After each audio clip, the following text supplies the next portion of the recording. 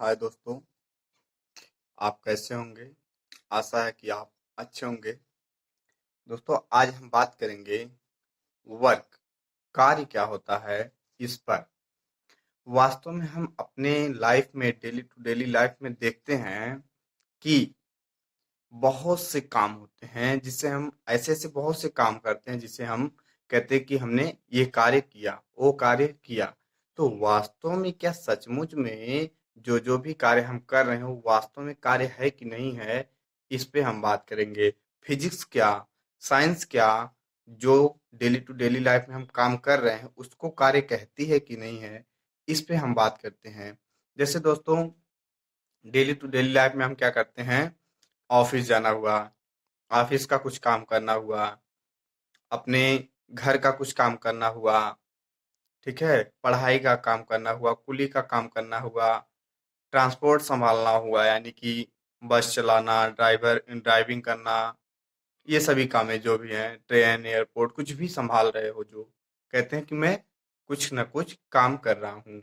हमारे जो administrative services में लोग हैं, बड़े-बड़े अधिकारी हैं, बड़े-बड़े मंत्री हैं, सब कोई क्या कहता है कि कुछ न कुछ मैं काम कर रहा हूँ।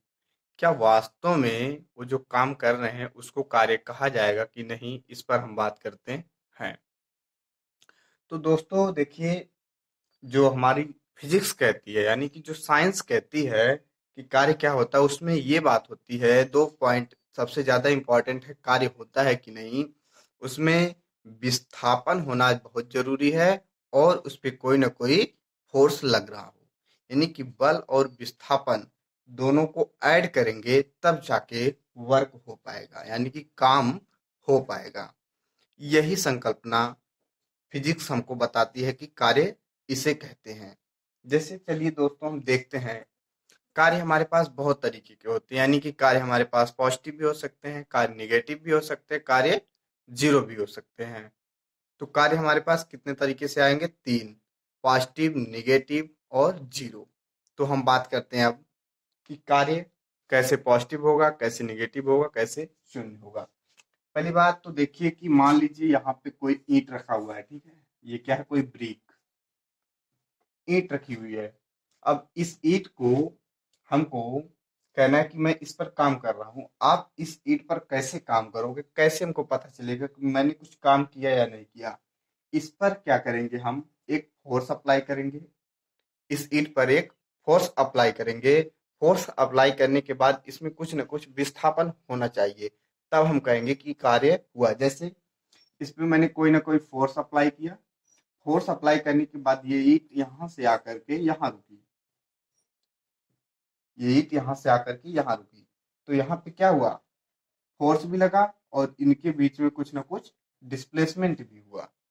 ईंट यहाँ थी पहले, पॉइंट ए पर थी और पॉइंट बी पर आ गई। ठीक है?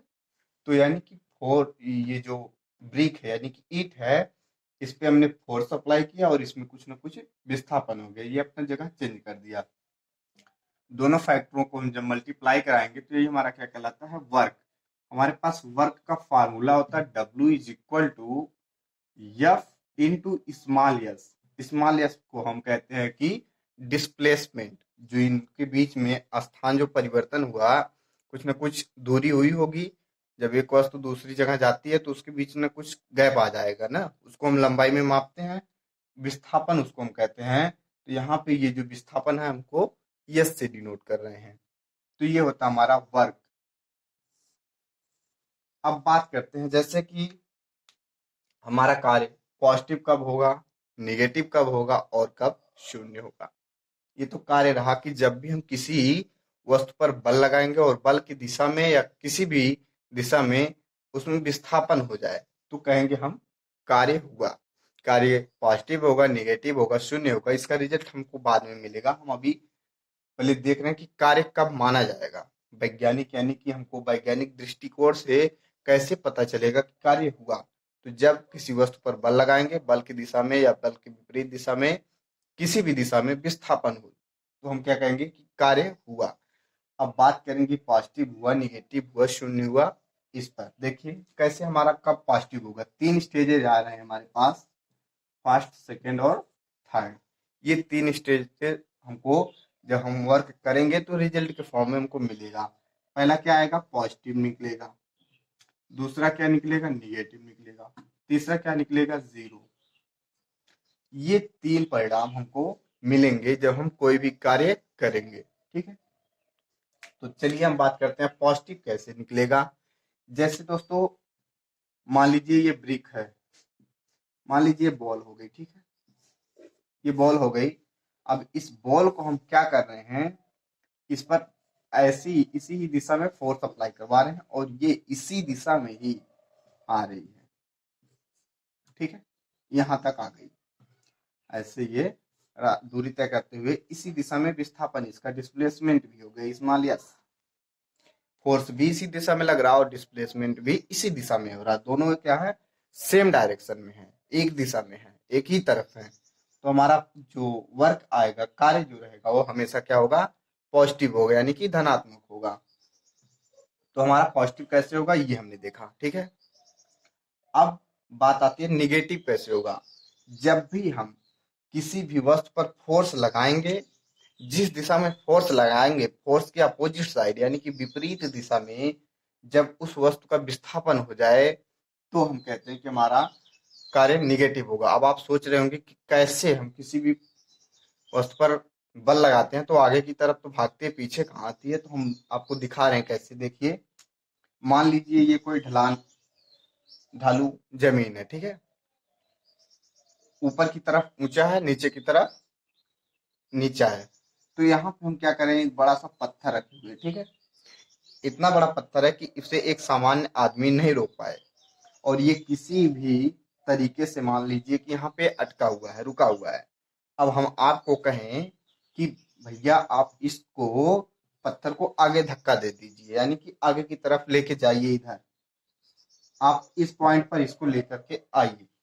आप क्या करोगे, यहां से खड़े होकर के इस पत्थर पे धक्का दोगे। ठीक है, धक्का देने की क्या बात होगी, जब आप इस पर कुछ जोर लगाओगे, ये आपसे हिलेगा, ऐसी बात नहीं है, हिल जाएगा, लेकिन आपसे इतना ज्यादा ये वजन है कि संभलेगा नहीं, हिलेगा जरूर आपसे।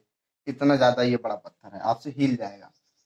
आप जब हिला दोगे तो ये जो जिसके कारण से टिका हुआ है, मान लीजिए उसको पार कर गया, ये हट गया। ठीक है, अब ये क्या करेगा, आप अब इसको मैंने क्या कहा, ये आपसे हिलेगा लेकिन आपसे कंट्रोल नहीं हो पाएगा, आप एक सामान्य मनुष्य उसको थाम नहीं पाएगा। अब ये पत्थर वापस पीछे की दिशा में आना शुरू कर देगा।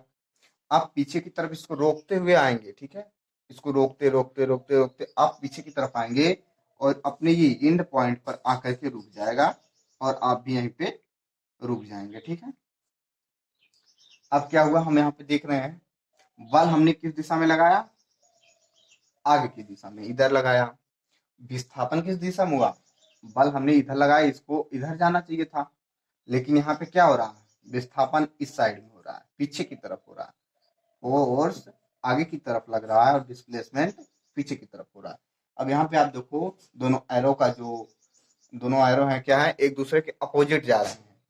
यही बात है यहाँ पे कि जब भी आप बल लगाओगे तो बल के विपरीत दिशा में आपका विस्थापन हो जाएगा, तो वहां पे हमारा जो वर्क निकल के आएगा वो निगेटिव निकल के आएगा।